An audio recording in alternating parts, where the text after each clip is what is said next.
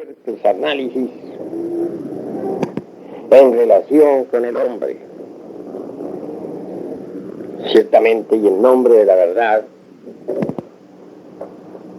la antropología meramente materialista nada sabe sobre lo que es el origen del hombre. Ya en pasadas cátedras hicimos nosotros algunos análisis someros y ahora vamos a ahondar algo más en esta cuestión. Pensemos por un momento en los tiempos mesozoicos de nuestro mundo, en la era de los reptiles.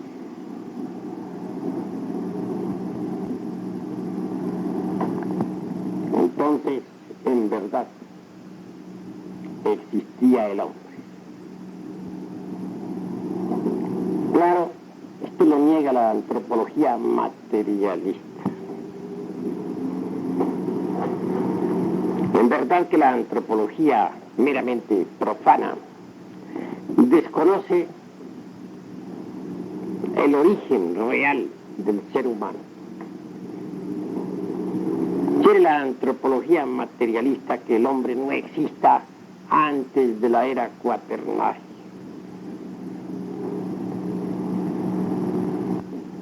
Se le niega la posibilidad de haber existido durante el periodo cainozoico,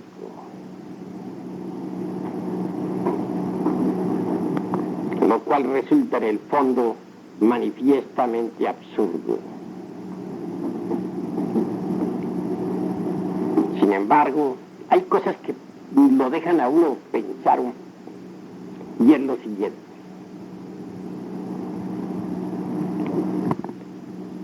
¿Por qué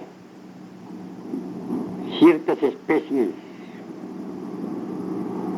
como el plesiosaurio y el leptodáctilo pudieron sobrevivir durante tanto tiempo y al fin murieron, quedando hoy nada más que sus restos en algunos museos? Sin embargo, el hombre, a pesar de que esas especies fallecieron, de que se extinguieron sobre la faz de la Tierra, todavía sigue existiendo. ¿Por qué se extinguieron las especies del periodo Mesoceno, de la época mesozoica? ¿Y cómo es que los seres humanos no se hayan extinguido? Tantas especies desaparecieron y los seres humanos continúan vivos. ¿Cómo es eso? ¿Qué explicación podría dar la ciencia materialista? No da ninguna. Obviamente, la especie humana debería haber desaparecido. Si desaparecieron sus contemporáneos de la época cuaternaria y de la terciaria, pues también deberían haber desaparecido los seres humanos de la faz de la Tierra, pero continúan. Esto nos permite inferir la existencia del ser humano mucho antes de la época cuaternaria y aún más, mucho antes de la época de los reptiles o de la edad carbonífera. Hay derecho a alegar la existencia de los seres humanos en tiempos que están más allá del periodo mesozoico.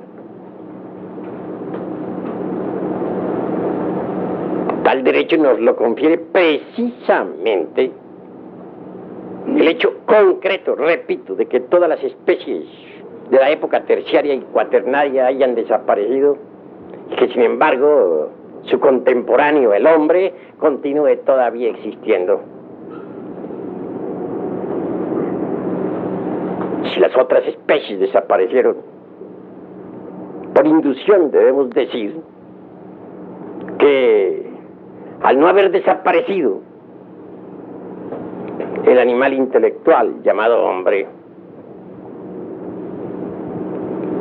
tuvo que haber existido más allá de la época mesozoica y de la época carbonífera. Lo están demostrando los hechos. Y hechos son hechos. Y ante los hechos tenemos nosotros que rendirnos.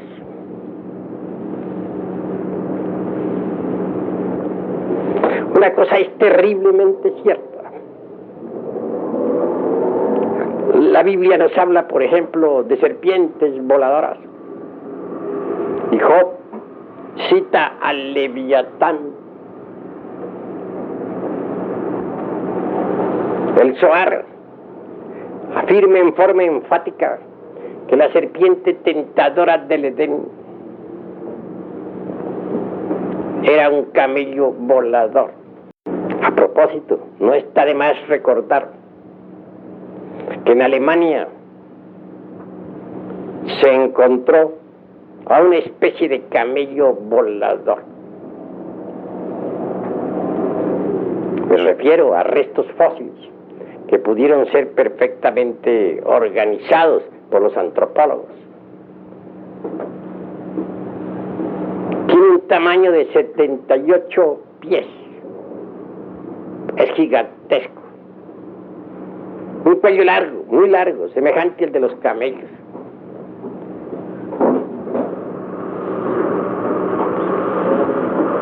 Sin embargo, está provisto de alas membranosas. Y cuando se observa el cuerpo de aquellos restos óseos, se puede evidenciar que en verdad se trata de una serpiente voladora, parecida al camello en cuanto a su cuello largo. ¿Será tal vez el Leviatán?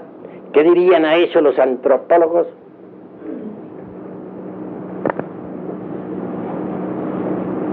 Obviamente este sauro, o mejor dijéramos mososaurio, es en el fondo únicamente el resto o lo que queda de lo que fue o de lo que fueron las serpientes voladoras de tiempos arcaicos de nuestro mundo, tierra.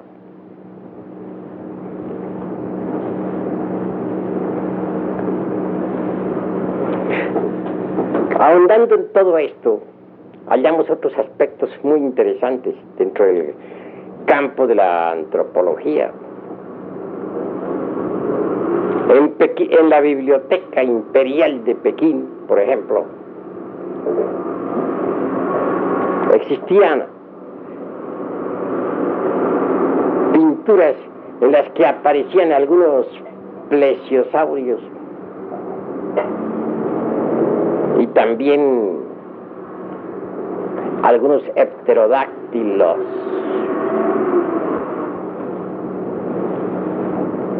¿Cómo es posible que los antiguos que no sabían nada sobre paleontografía o paleontología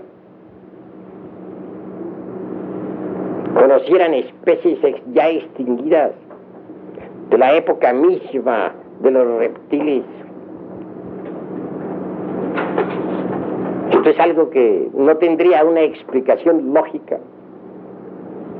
si no conociéramos nosotros la posibilidad de desarrollar en el cerebro humano ciertas facultades de tipo trascendental, facultades que nos permitirían el estudio de la historia de la naturaleza y del hombre en el fondo mismo de las memorias que yacen ocultas en todo lo que es, ha sido y será.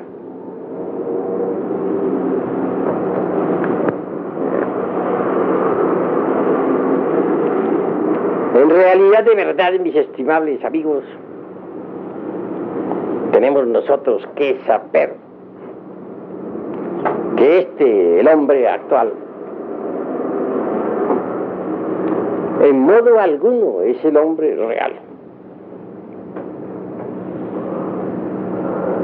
Es lo único que podríamos estar de acuerdo con los antropólogos meramente profanos, es en la cuestión del animal intelectual. Que éste venga en realidad de verdad de la época cuaternaria o finales de la época terciaria es algo que en modo alguno negaría.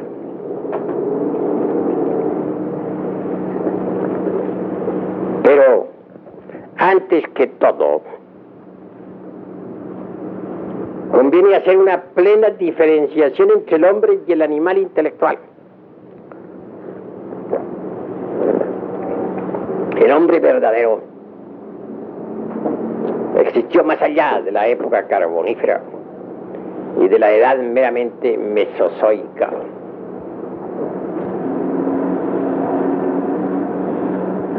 Este hombre verdadero vivió en la época de los reptiles. Desgraciadamente, algunos seres humanos auténticos degeneraron terriblemente al final de la época terciaria, durante el Mioceno. Se mezclaron entonces, desgraciadamente, como ya dije en mi pasada plática,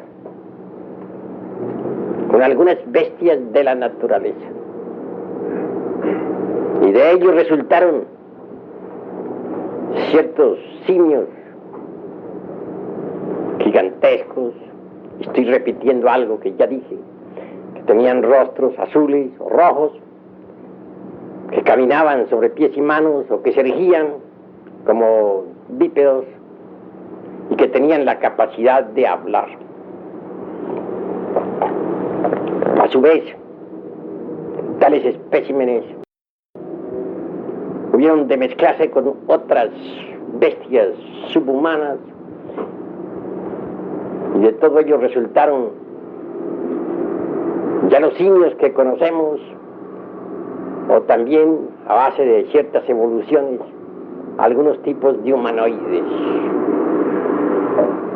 Estos humanoides siguieron reproduciéndose incesantemente durante la época cuaternaria. Y posteriormente, en esta época en que nos encontramos, son estos humanoides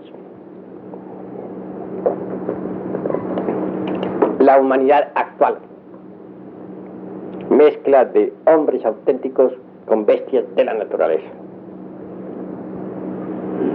Ahora verán pues la diferencia que existe entre los hombres reales de la primera, segunda y tercera raza y los animales intelectuales de la cuarta y de la quinta raza en que nos encontramos. Sin embargo, no por eso hemos de desalentarnos. Los gérmenes para el hombre están en las mismas glándulas sexuales. Los cargamos. No hay quien no cargue tales gérmenes, puesto que es el resultado de la mezcla del hombre con el animal. Si carga tales gérmenes, existe la posibilidad de elevarse al estado humano verdadero.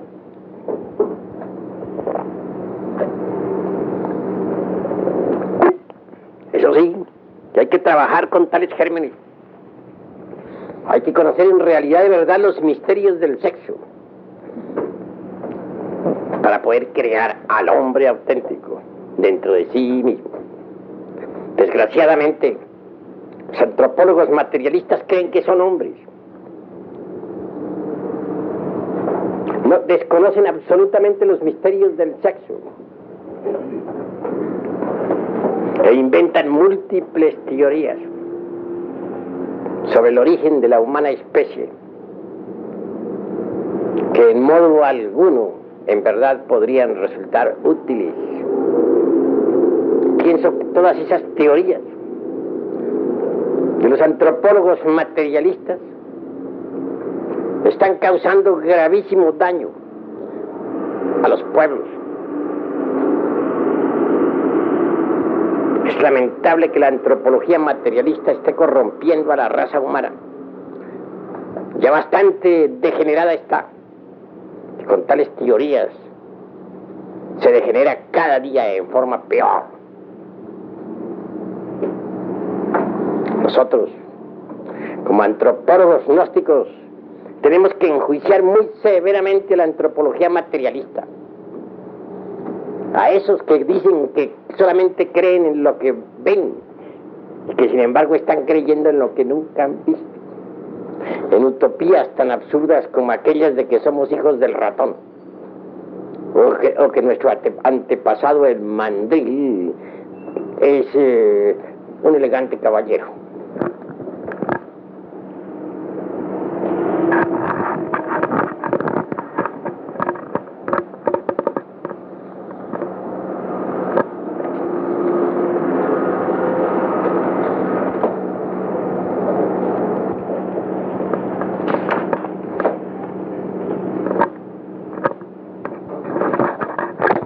Tenemos que buscar indudablemente el origen de esta raza humana, de esta quinta raza que es a la cual nosotros pertenecemos. Debemos hallar su cuna por la Cachemira, por la meseta central del Tíbet, por el Euximio, etcétera. No quiero decir que la cuna completa de la raza actual haya tenido su origen absolutamente en esas regiones que he citado, pero en nombre de la verdad debo decir que tales regiones de la Tierra constituyen una cuna muy importante de la especie humana, una de las varias cunas. Me refiero a la especie humana actual, a las gentes de la quinta raza. Han habido 5 razas en el mundo que corresponden a 5 épocas diferentes. En primer lugar dije que teníamos la raza protoplasmática, luego los hiperbóreos, posteriormente los lemures, más tarde los atlantes, y por último tenemos esta raza que es la nuestra, la área. Nosotros iremos desarrollando a través de estas pláticas la historia de cada raza, aunque sea en forma somera, más una descripción completa de los escenarios en los cuales se ha desarrollado. Hoy por hoy me limito a decir que los hombres de la primera raza propiamente dicha existieron en el casquete polar del norte, en la isla sagrada. Entonces, ese casquete polar del norte, los polos, mejor dijéramos, ocupaban la zona ecuatorial.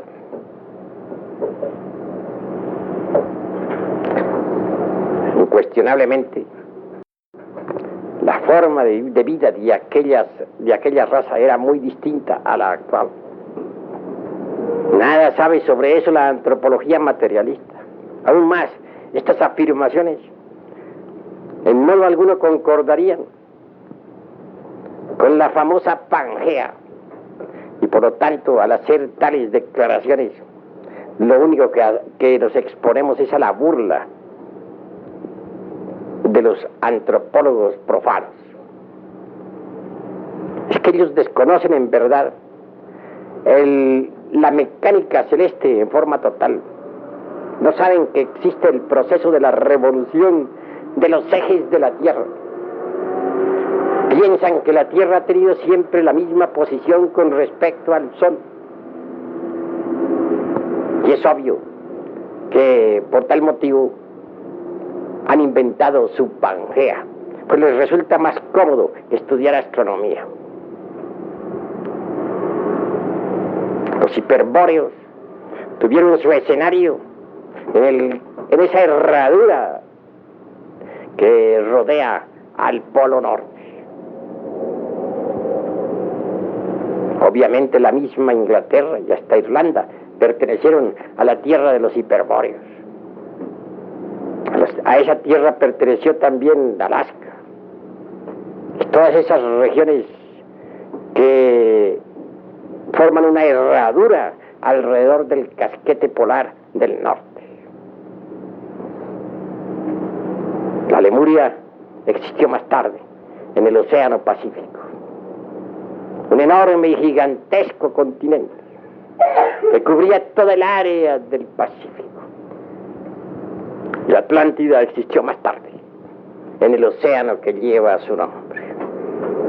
Así pues, la fisonomía del globo terráqueo ha cambiado muchas veces. 5 continentes, o 5 aspectos, o 5 escenarios ha tenido nuestro mundo, en los cuales se han desenvuelto 5 razas. ¿Podríamos nosotros aspirar a que ellos, los señores de la antropología materialista, aceptaran todo esto? Incuestionablemente que no, porque ellos creen que se las saben todas, y de todas, todas. No solamente ignoran, sino lo que es peor, ignoran que ignoran. Se proponen atacar al Génesis bíblico, y en su afán anticlerical han inventado todas esas teorías que abundan por aquí, por allá y acullá. No quieren entender siquiera lo que significa la palabra Edén. Ed, en su etimología.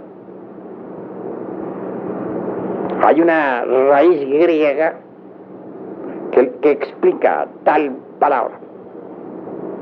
Voluptuosidad. Así que Edén significa voluptuosidad. El Edén es el mismo sexo.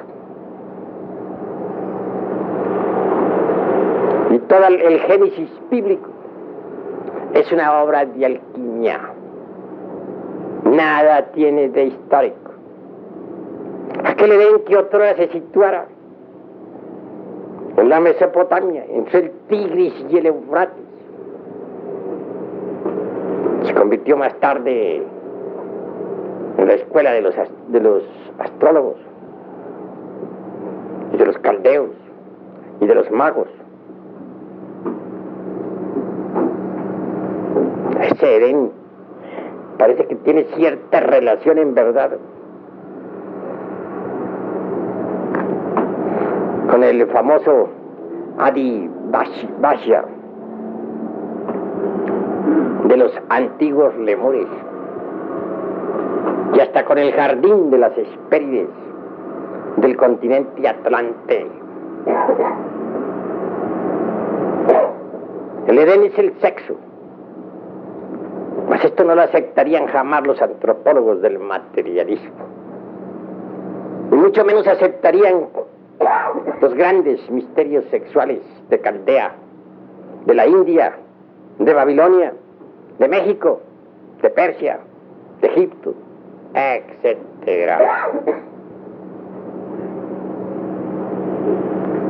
En la Lemuria existió el sistema de reproducción por Kriya Shakti, esto es, durante el Mesozoico, mucho antes de que la raza humana hubiera caído en la generación animal. Bien sabemos nosotros que esta raza cayó en la tercera parte del Eoceno, o sea, durante el Mioceno.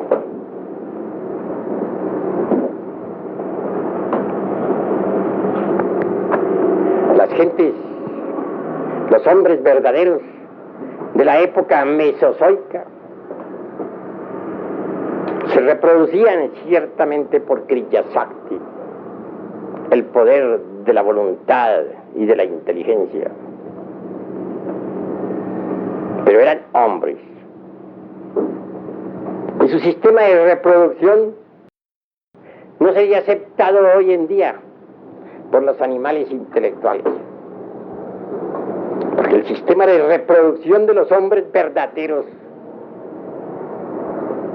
es el de Kriya Shakti.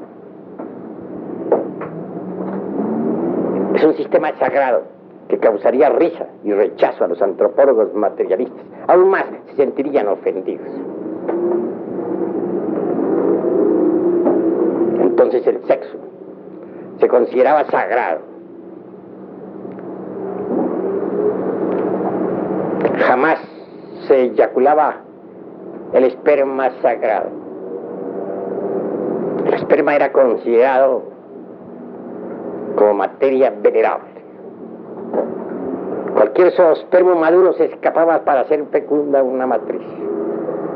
Y la raza humana poseía ingentes poderes, facultades extrasensoriales, que le permitían conocer todas las maravillas del universo y del cosmos. Por eso se dice que vivía en estado paradisíaco. Pero cuando el hombre cayó en la generación animal, es decir, cuando comenzó a eyacular la entidad del semen, se precipitó la involución. Y fue en realidad en la tercera parte del Eoceno, cuando el hombre caído llegó a mezclarse hasta con las mismísimas bestias de la naturaleza. De allí nació el animal intelectual. Incuestionablemente el animal intelectual no podría jamás aceptar el sistema de reproducción por Kriya Shakti, precisamente por su condición de animal. El sistema de Kriya Shakti no es para los animales intelectuales, es para los hombres. Son dos reinos distintos. Así que en realidad de verdad no debería sorprendernos que los animales intelectuales de la antropología materialista rechazaran el sistema de reproducción por Kriya Shakti. Y tienen hasta razón en rechazarlo. Pues el sistema no es para los animales intelectuales, repito, sino para los hombres. Sin embargo, como quiera que los gérmenes del hombre, a pesar de todo, están en nuestras glándulas endócrinas, es obvio que si trabajamos nosotros con el sistema sexual de Kriya Shakti, que es el de los hombres, podemos en realidad de verdad regenerar el cerebro y desarrollar dentro de la naturaleza fisiológica y biológica y psicosomática al hombre real, al hombre verdadero. Pero repito, esto no le gusta a los animales intelectuales. Nosotros en la gnosis hemos difundido por todas partes los misterios del sexo. Si bien es cierto que el gnosticismo universal ha aceptado el sistema de reproducción por Kriya Shakti, no es menos cierto que millones de animales intelectuales lo han rechazado. Y no podemos criticarlos, puesto que ellos son animales intelectuales, el producto de la relación sexual de ciertos hombres que degeneraron en la época terciaria y que se mezclaron con bestias de la naturaleza. ¿Cómo podrían las bestias, ese producto de hombres y bestias, aceptar un sistema sexual que no les pertenece? Imposible. Así que vale la pena que reflexionemos un poco.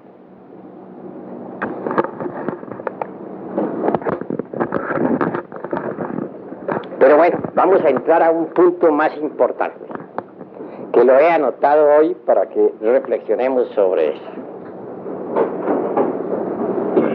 Al fin y al cabo, ¿de dónde surgieron todas las especies vivientes? ¿De dónde surgió esta naturaleza? ¿Por qué tendríamos nosotros que aceptar meras utopías materialistas? ¿Por qué habríamos de aceptar el dogma de la evolución? ¿Por qué tendríamos que vivir nosotros dentro del mundo de las hipótesis?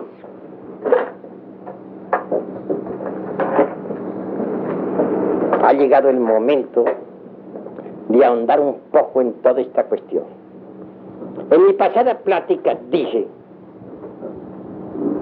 que la especie humana se ha en otras dimensiones. También dije que los señores materialistas no aceptaban esas dimensiones superiores. Ellos quieren que a la fuerza estemos metidos dentro del dogma tridimensional de Euclides. Son como el cerdo que quiere estar a todas horas en la posilga y no quiere ver nada que no se parezca a posilga. Pero nosotros no aceptamos esos dogmas.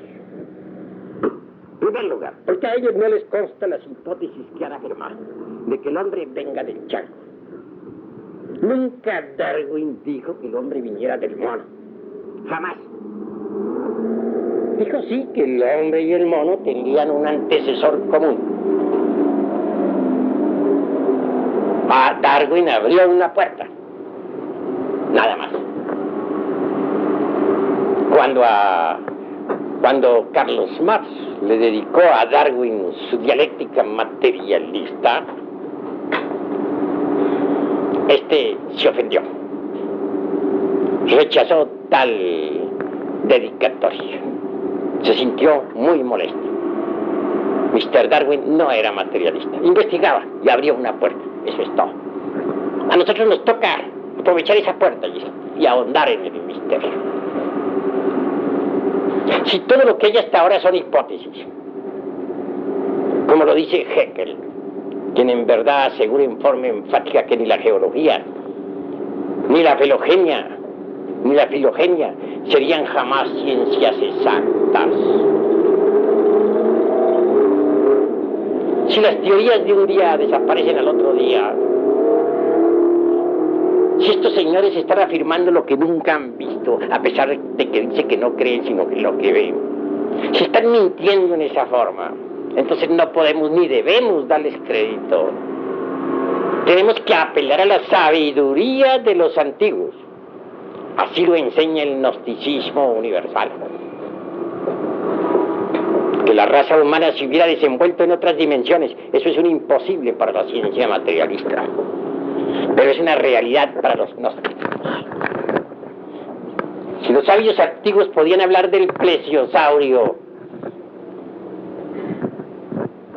si podían mencionar a distintas bestias de las épocas de los reptiles y aún más del periodo carbonífero, sin saber, como ya dije, paleontología ni paleontografía, ni tener todas esas jergas en la cabeza, es porque poseían facultades extraordinarias que pueden ser desenvueltas y que residen dentro del cerebro humano. ¿Podrían los señores antropólogos materialistas afirmar que ya conocen totalmente el cerebro humano? Es obvio que no. Aún más, afirmo claramente que la ciencia médica todavía no conoce en realidad de verdad el cuerpo humano. Creerán que lo conocen, mas no lo conocen. Mucho más tarde, cuando ustedes ahonden en la ciencia de los ginas, podrán corroborar mis afirmaciones. Pero no nos desviemos tanto del tema. Al fin y al cabo, ¿cuál es el origen de la humanidad, de la tierra, de las razas, de la naturaleza, de todo lo que ha sido, es y será? Esto es lo que hay que reflexionar hoy. ¿Qué nos dicen los náhuatl sobre el Omeyocán. ¿Y qué es el Omeyocán? El lugar 2. Se dice que en el Omeyocán solo hay viento y tinieblas.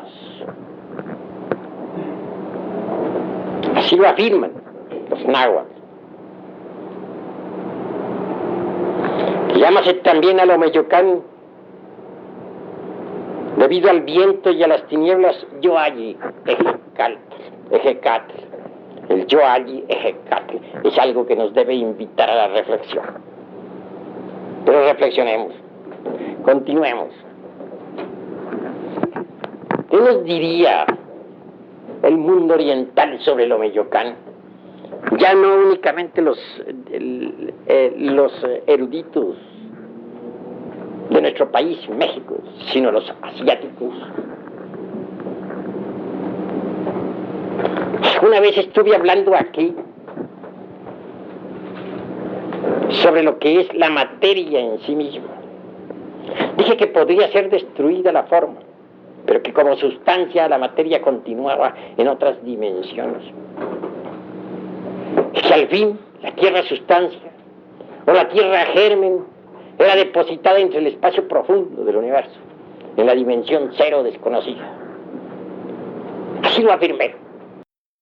También dije que esa sustancia era el Iliáster, la semilla que quedaría depositada en la profundidad del espacio, aguardando la hora de una nueva manifestación cósmica. Recuerden ustedes que aclaré un poco más esto al decir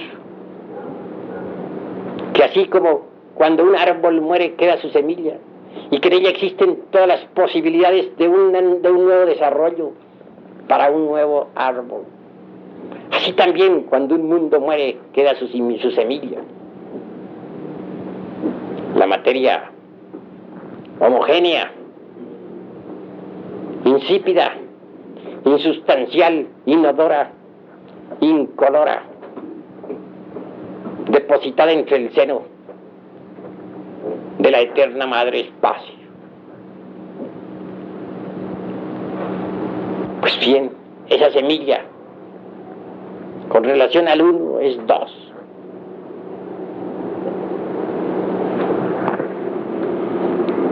No debemos olvidar que para ser uno se necesita ser 2. Solo así podemos, que para ser uno hay que primero ser 2. Y el uno se siente 2.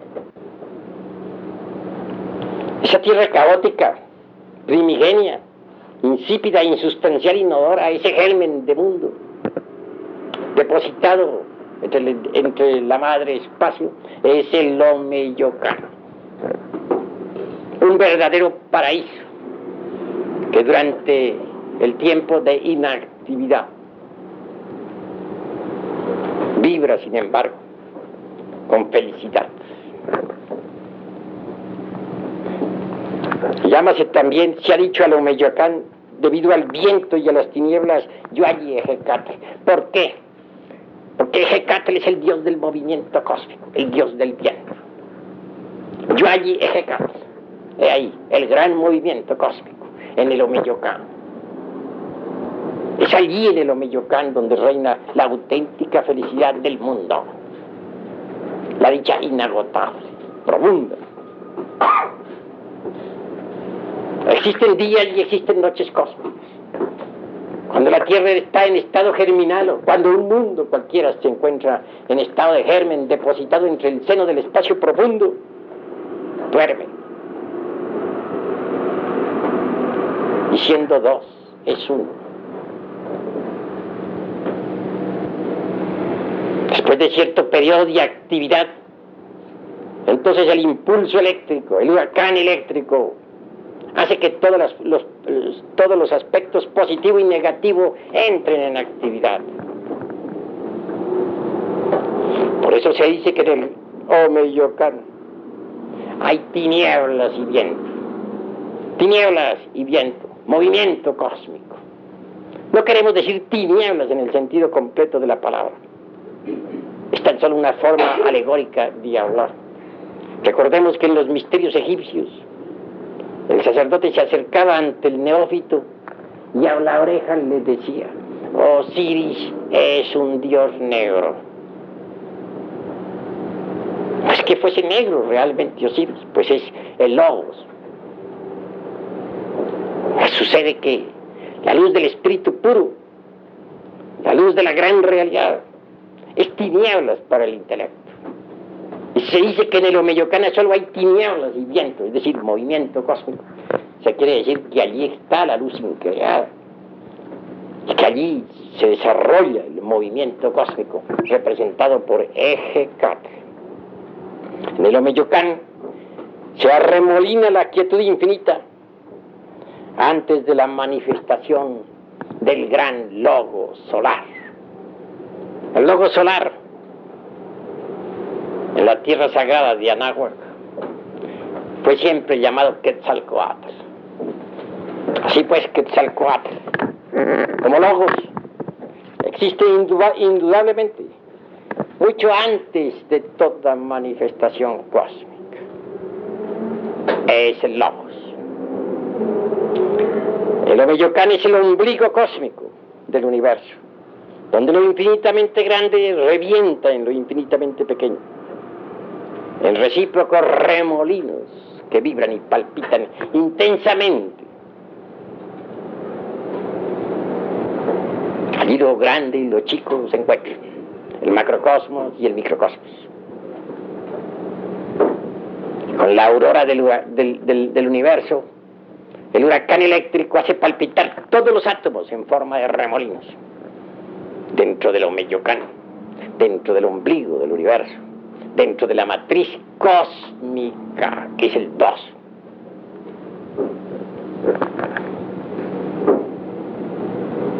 En el Omeyocán, el Tloquenahuaque es tempestad nocturna de todas las posibilidades.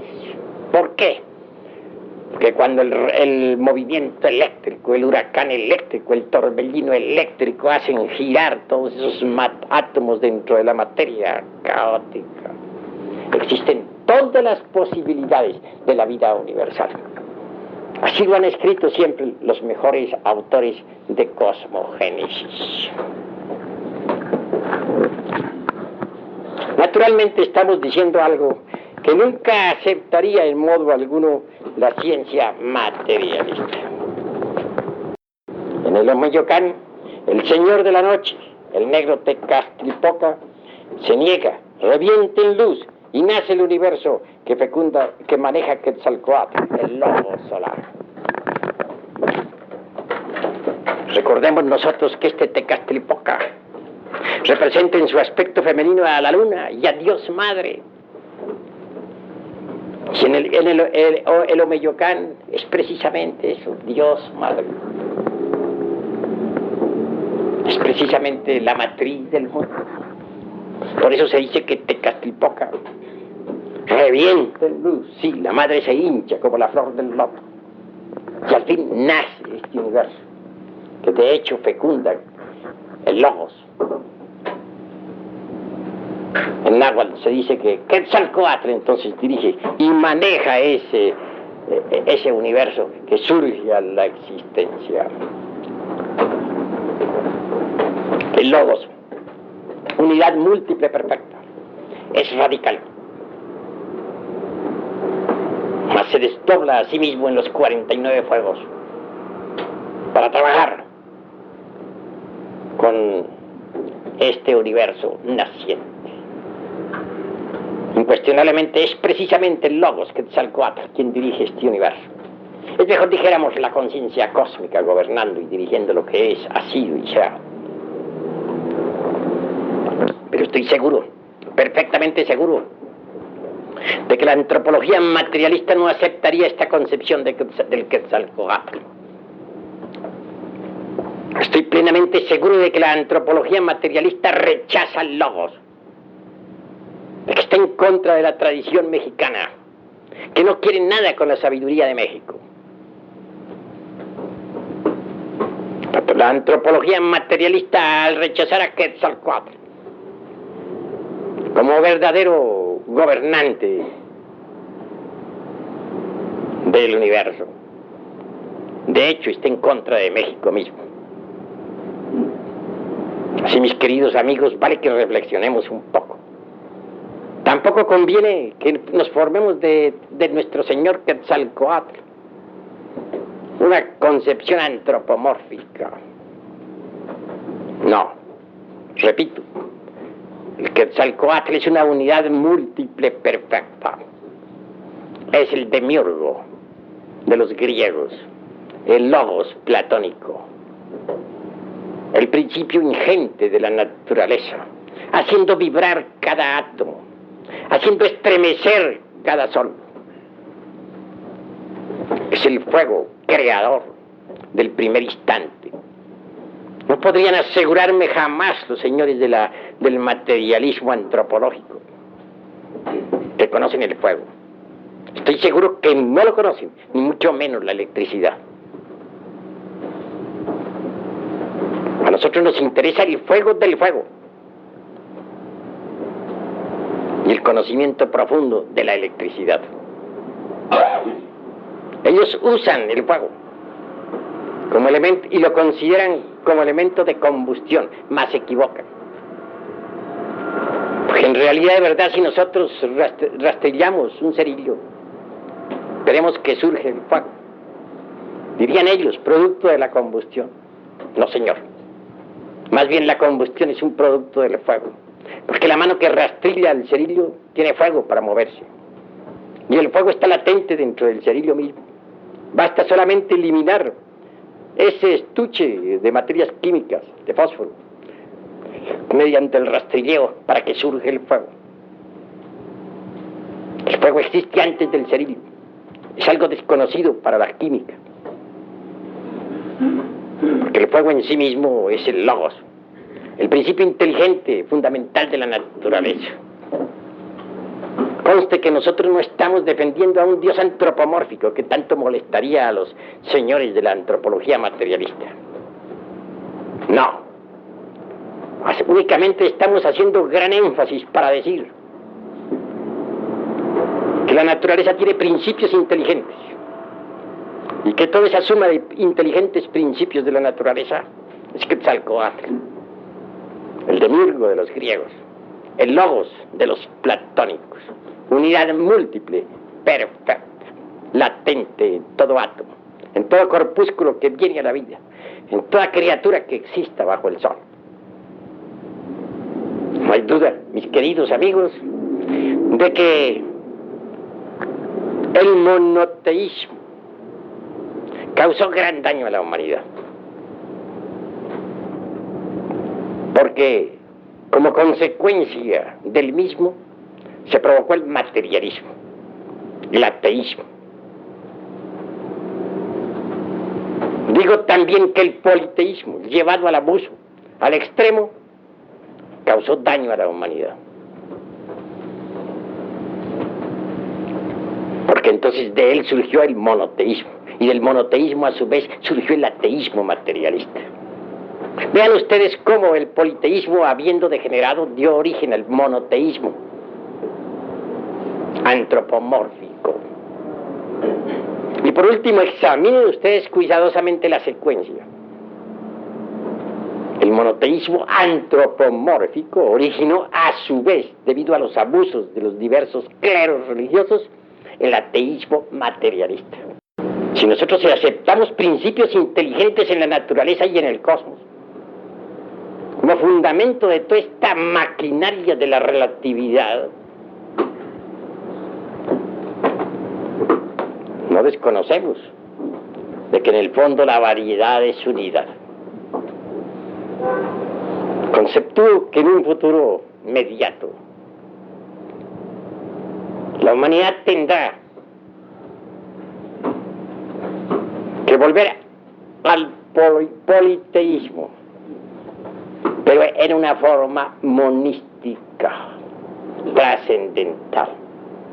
Deberá equilibrarse la humanidad desde el punto de vista espiritual entre el monoteísmo y el politeísmo. Solo así podrá en verdad iniciarse una renovación de principios y una revolución completa de la conciencia.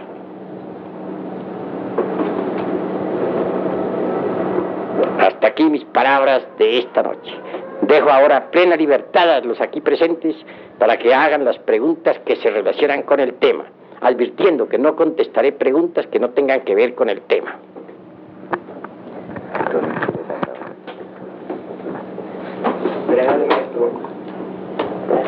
¿Existe alguna relación entre el Teotihuacán eterno con el Omeyocan? Repite la pregunta. ¿Hay alguna relación, venerable maestro, entre el Teotihuacán eterno y el Omeyocan?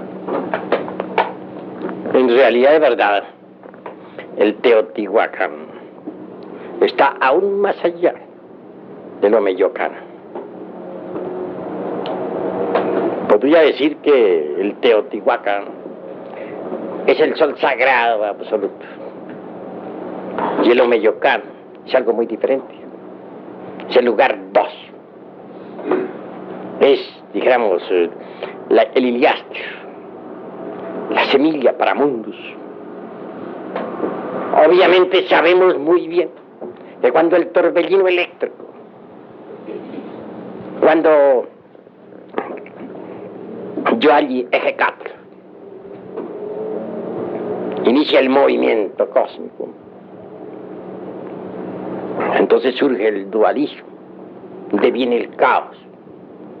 Tal caos es fecundado mucho más tarde, como ya dije, por Quetzalcóatl, el Logos, unidad múltiple perfecta. Distingamos pues entre el Teotihuacán y el Omeyocan. ¿Alguna otra pregunta? Todos los aquí presentes deben preguntar. Si tienen alguna duda, si no la tienen, pues no pregunten.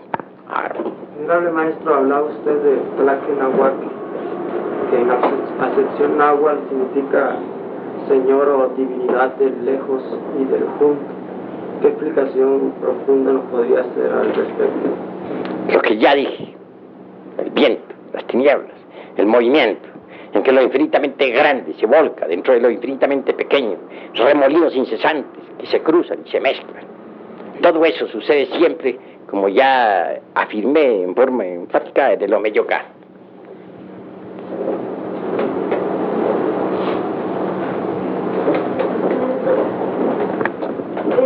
Entonces, en el microcosmos, ¿se puede hablar en el animal intelectual como microcosmos o es el hombre el microcosmos? Bueno, en el animal intelectual existe la posibilidad del microcosmos, puesto que carga la semilla de hombre, aunque no es más que una bestia razonativa, pues no hay duda de que el animal intelectual resultó de la mezcla precisamente de ciertos hombres degenerados con animales de la naturaleza. De manera que estos cuerpos que nosotros tenemos son el resultado de tales mezclas durante la época de la gran caída, al final de la edad terciaria, en el Mioceno. ¿Entendido? ¿Alguna otra pregunta?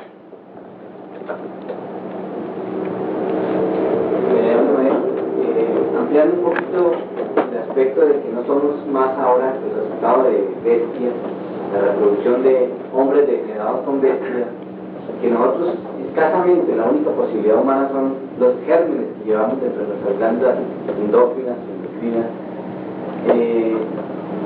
Es posible que podamos desarrollar, crear profundamente, digamos, el hombre, porque yo pienso que ya tenemos el cuerpo de animal, me parece imposible crear el cuerpo de hombre si ya se tiene de animal, a excepción que no se cambie o haya una metamorfosis. ¿Qué aclarar?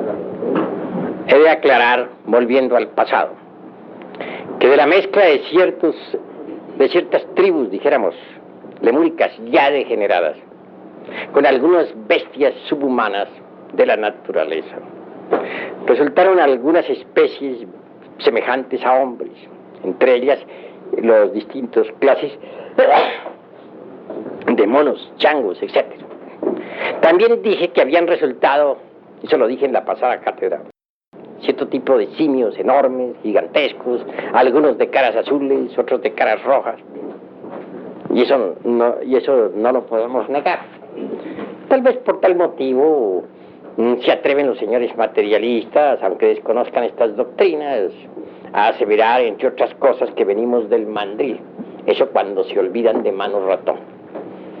Bien, pero en todo caso, existieron tales simios que dije que platicaban, que caminaban en 4 patas, que a veces en 2, y que tenían derecho a hablar como la gente. Que se mezclaran esa clase de simios entre sí y se reprodujeran, fue cierto. Que el mandril puede haber descendido de tal clase de simios, no lo podemos negar. Basta que observemos sus nalgas rojas y, en fin, su aspecto en general. Lo que ha motivado, pues, la inquietud de muchos antropólogos materialistas. Pero es obvio que aquellas criaturas se mezclaron a su vez con otra clase de animales. Y al fin, algunos de esos animales eran con aspecto medio humano, más parecido al humano, en total que al fin de tantas mezclas y evoluciones e involuciones vino a resultar los cuerpos del humanoide, que aunque sean de descendencia animálica, llevan gérmenes de hombre. Dije también que los australianos, por ejemplo, las tribus de Australia de cabezas achatadas y muy primitivos, pues eran a su vez lemures degenerados, mezcla de hombres con bestias, pero que estaban todavía muy cerca a las bestias. Y eso es verdad, puesto que algunas de esas tribus de Australia parecen, dijéramos, animales, llevan piel como de osos. Si todas esas metamorfosis son posibles, es posible también, ya que el cuerpo humano actual se parece al hombre, aunque no sea hombre, crear dentro del organismo humano, dentro de lo psicosomático, dijéramos, al hombre auténtico. Solo nos quedaría saber manejar las semillas, iniciar la revolución del germen mismo, para que estos gérmenes brotaran y dentro de lo psicosomático surgiera el hombre interior, el hombre real. Que en este trabajo hayan de hacerse en ciertas modificaciones orgánicas no lo podemos negar. Por ejemplo, individuos que han degenerado sus glándulas, que se han sometido a trasplantes glandulares o de vísceras, son casos perdidos. Ya en ese terreno no es posible que los gérmenes del hombre puedan brotar, germinar, desarrollarse. Así pues que en verdad, mis queridos amigos, hay que hacer ciertos cambios en el organismo físico. Y esos cambios se hacen precisamente con el trabajo sexual, adoptando el sistema de Kriya Shakti, el método de reproducción de los lemures. Pero, obviamente, como ya les dije y les repito ahora, este método de reproducción es odiado a muerte por los animales intelectuales. Mas si algún animal intelectual desea convertirse en hombre, tiene que aceptar el sistema sexual de los hombres, o continuar como animal intelectual. Así pues hay que provocar ciertas mutaciones, ciertos cambios favorables. Así es posible que el animal intelectual se eleve al nivel del hombre. Bueno, hasta aquí mis palabras. ¿Va alguna otra pregunta? A ver, hermano, Aladino. Maestro, en Tenayuca, aunque es ciudad de los muros, se adora a Catiboca, que usted citó, y allí hay justamente muchas calaveras que representan pues, a la memoria, a la muerte. Tiene relaciones, digamos, contigo que la matriz del mundo de Catiboca, la luna, la diosa, con la noche, tiene relaciones también Son claros que Calor ahí mismo, la pirámide de Sayuta, no han dado por la creación. Pues es claro que Tlaloc es el agua, es la vida. Digamos, en el macrocosmos, por ejemplo. Es claro que es el agua, es la vida. Sabemos que muy bien la importancia que el agua y la tierra tienen para que surjan las criaturas vivientes. Como dijo Moisés, para crear criaturas vivientes se necesita de agua y tierra. Eso es obvio. Por ese motivo, Tlaloc y la madre cósmica, la madre natura, la gran madre del mundo, el Omeyocán, se encuentran íntimamente asociados. Aún más, Tlaloc y Tecatlipoca también están relacionados, porque ya sabemos nosotros el simbolismo de Tecatlipoca. Si después de este video anhelas conocer más acerca del conocimiento gnóstico, te invitamos a suscribirte a este canal. Y si vives en Colombia, puedes asistir a conferencias en los lugares que están en la lista en la descripción del video.